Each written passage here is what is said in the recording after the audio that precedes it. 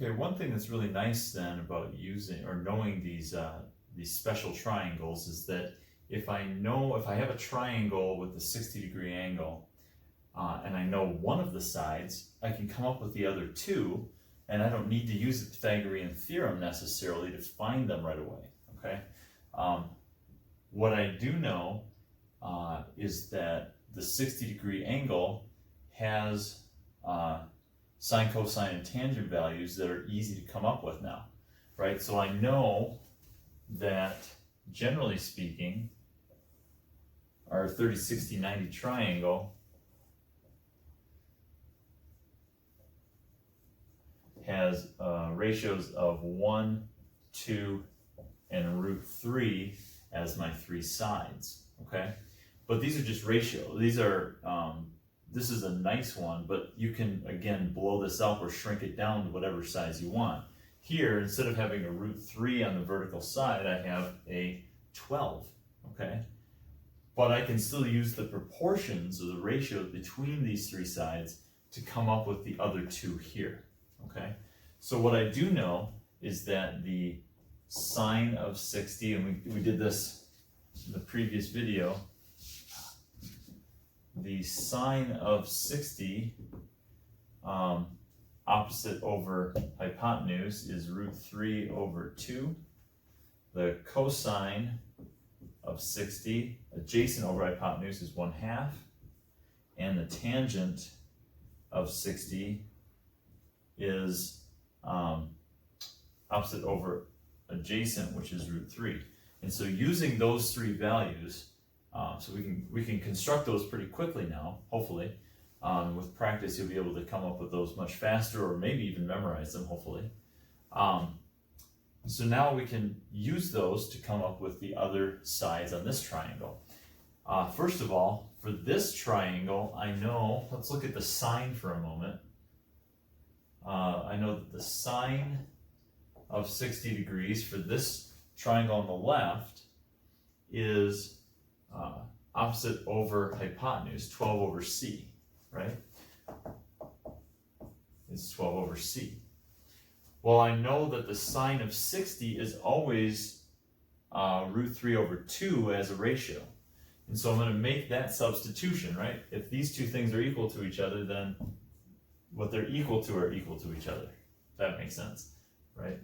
So that means that root 3 over 2 is equal to 12 over c. I'm just establishing a proportion now. This fraction is equal to this fraction because they're both equal to the sine of 60. And so now I can just cross multiply and solve. So that would be c times the square root of 3 equals, well, 2 times 12 is 24. And to solve then for c, I just divide both sides by the square root of 3. And so c is 24 over the square root of 3, which of course I need to rationalize that denominator.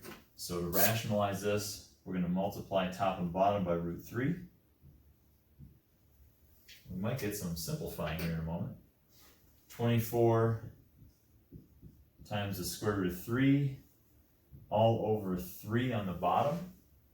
And 24 over 3, neither one is in a root, so I can reduce those down to an 8. So that would be 8 over 1. And so c then is equal to 8 times the square root of 3. Okay? So that's going to be one of the sides then on this triangle, is 8 times the square root of 3. That's our c value. Now the a value I can find using a similar technique, but this time I'm going to use the tangent because I already know the 12 and I need to find a, so opposite over adjacent utilizes the tangent. So let's get rid of this.